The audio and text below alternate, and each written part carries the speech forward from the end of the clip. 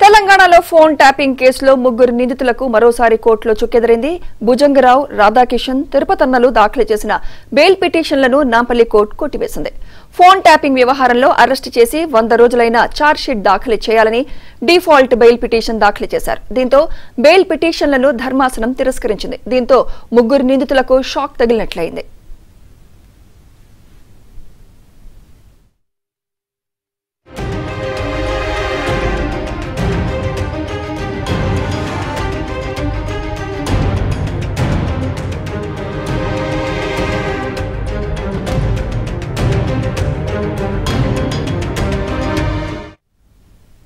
తెలంగాణలో phone tapping కేసులో ముగ్గురు నిందితులకు మరోసారి కోర్టులో చుక్కెదురైంది.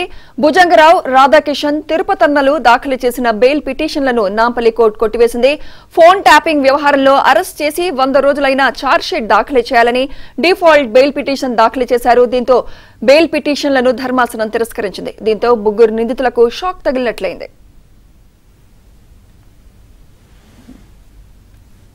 ఇదే అంశంపై మరింత సమాచారం మా ప్రతినిధి వెంకట్ అందిస్తారు. వెంకట్, సుమిత్ర, ఫోన్ ట్యాపింగ్ కేసులో ఏదైతే బెయిల్ కోసం అప్లై చేసిన ముగ్గురు నిందితులకు కూడా ఈ రోజు బెయిల్ తిరస్కరించడం జరిగింది. ఎందుకంటే A1 ఫరారీలో ఉన్నాడు, ఇప్పటికి కూడా అతను ఇంకా విచారణకు హాజరు కాలేదు. తర్వాత కేసు ఏదైతే పంజగుట్ట పోలీస్ స్టేషన్ లో కేసు నమోదు అయిన తర్వాత 100 రోజులు దాటింది. తర్వాత ఇప్పటి వరకు కూడా ఆ పోలీసులు ఛార్జ్ షీట్ దాఖలు చేయలేదని చెప్పేసి ఇప్పటికే అరెస్ట్ అయ్యి జైల్లో ఉన్న A2 ప్రణీత్ రావు, A3 Tirupathanna, A4 Bhujanga Rao, A5 Radhakishan వీళ్ళందరూ కూడా బెయిల్ కు అప్లై చేశారు.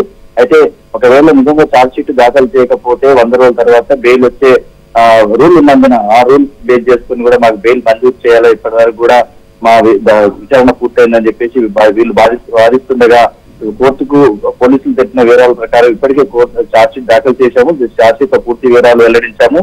ఇప్పటికీ A1 ఫరారీలో ఉన్నాడు కాబట్టి ఈ కేసులో కనుక వీళ్ళకి బెయిల్ ఇస్తే బయట ఉన్న ఇంకా కొందరిని అరెస్ట్ చేయాల్సింది. కేసులో ఇంకా దర్యాప్తు కూడా కీలక దశకు చేరుకున్న నేపథ్యంలో ఇప్పుడు వీళ్ళకి బెయిల్ ఇస్తే మొత్తం కేసును తారుమారు బయటకు వచ్చిన తర్వాత ఏదైతే విట్నెస్లు కూడా బెదిరింపులో పాల్పడతారని చెప్పేసి కూడా పోలీసులు వాదించారు. మొత్తం అయితే దీంట్లో వాదాపోయిన న్యాయమూర్తి ఈ రోజు నలుగురికి కూడా బెయిల్ తిరస్కరించడం జరిగింది. అయితే మరోసారి బెయిల్ పూర్తి స్థాయిలో వాళ్లకు ఛార్జ్ షీట్ వేసిన తర్వాత బెయిల్ వస్తుందా రాదన్నది పూర్తి వివరాల తర్వాత తెలిసే అవకాశం ఉంది.